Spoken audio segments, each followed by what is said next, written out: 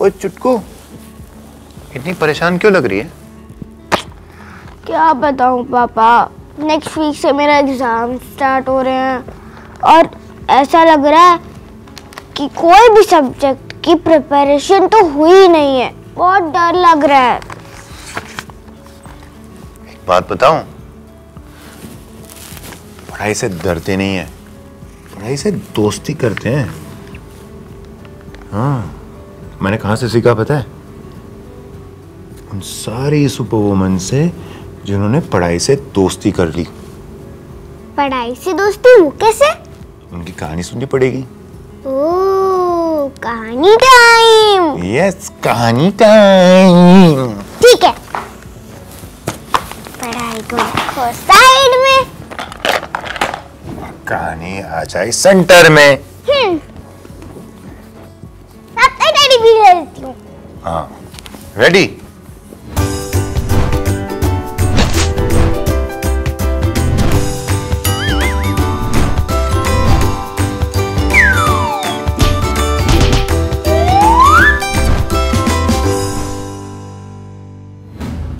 दार्जिलिंग के खूबसूरत शहर में रहती थी एक लड़की।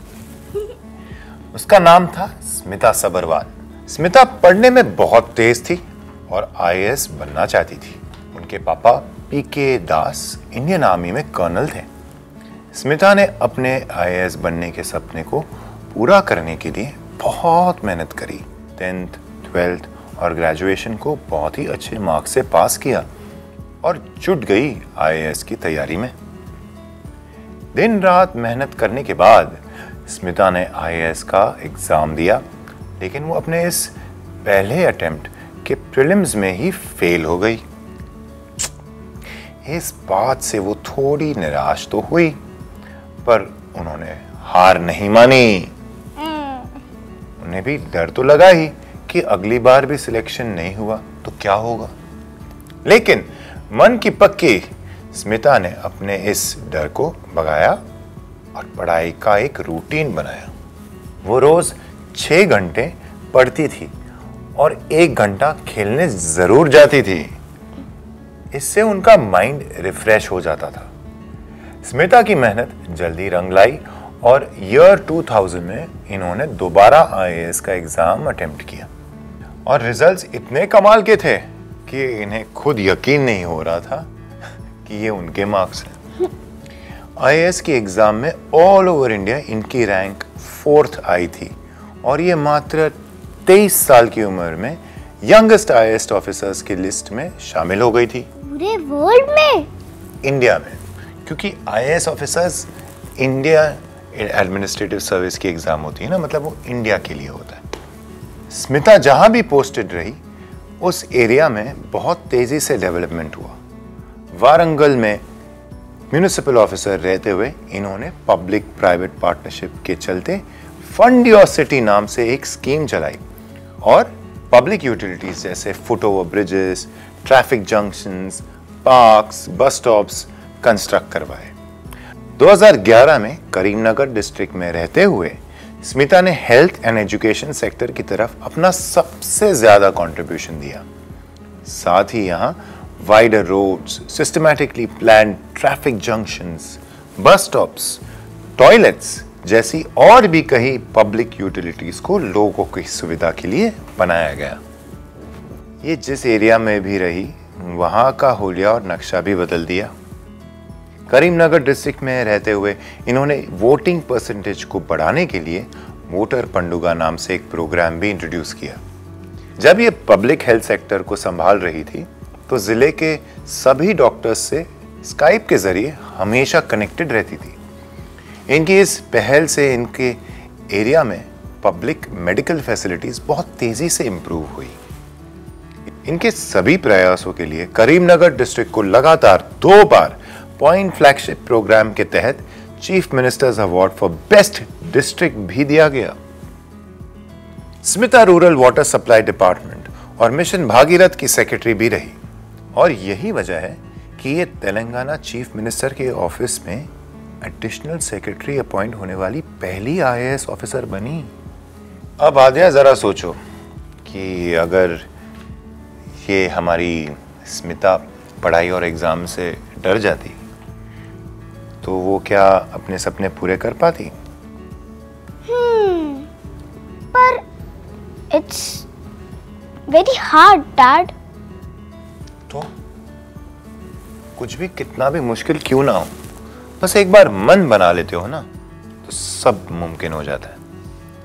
और इसे प्रूव करने के लिए एक और इंसान है। कौन?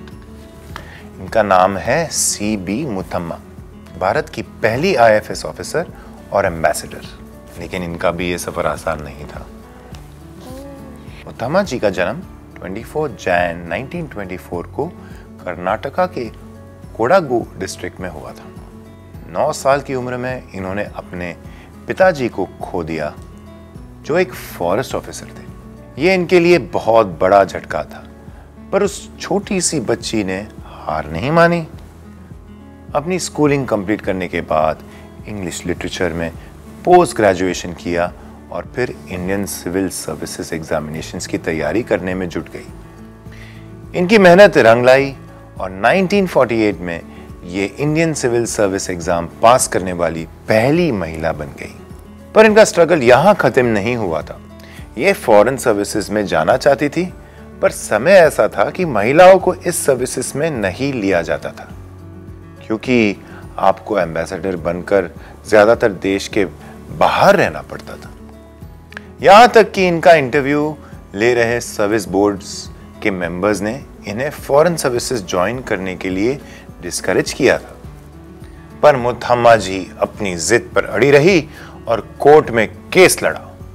आखिरकार 1949 में केस जीतकर ये भारत की पहली आईएफएस ऑफिसर बनी। अमेजिंग ना? फॉरेन सर्विसेज में आने के बाद इन्हें कोई एम्बेसी इस वजह से एक्सेप्ट नहीं करती थी कि ये एक महिला थी।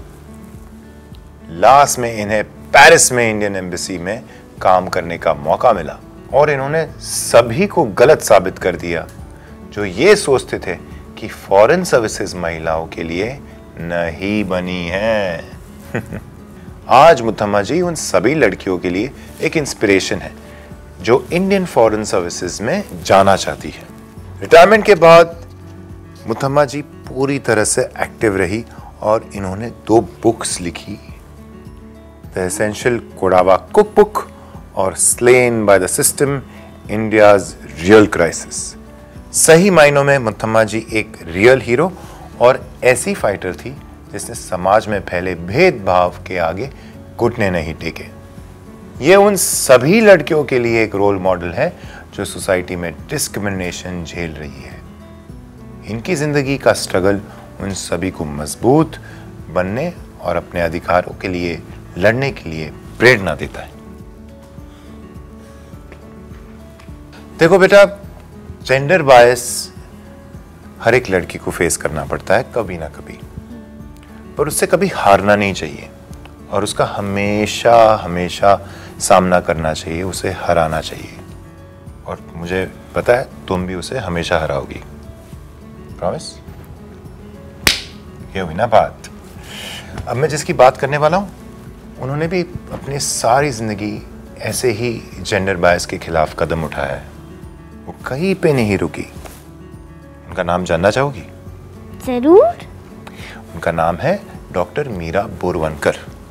डॉक्टर मीरा बोरवनकर। अब मैं उनके बारे में कुछ इंटरेस्टिंग बताता हूँ, ठीक है? ठीक है। वो महाराष्ट्र की पहली फीमेल आईपीएस ऑफिसर, फिर मुंबई क्राइम ब्रांच को हेड करने वाली पहली महिला ऑफिसर, महाराष्ट्र की पहली महिला पुलिस कमिश्नर और director general bureau of police research and development और national crime records bureau Indian police services की इन सभी पोस्ट पर डॉक्टर मीरा ने अपना दमखम दिखाया है। लेकिन इनका भी ये सफर महिला और पुरुष के भेदभाव से अछूता नहीं रहा। पंजाब के जलंधर में रहने वाली एक छोटी सी लड़की मीरा को पुलिस में आने की इंस्पिरेशन उनके ही पिता से मिली, जो खुद पंजाब पुलिस में थे। वो पुलिस की कठिन नौकरी को अच्छी तरह से समझते थे और इसीलिए चाहते थे कि उनकी बेटी भी कभी भी पुलिस ज्वाइन ना करे।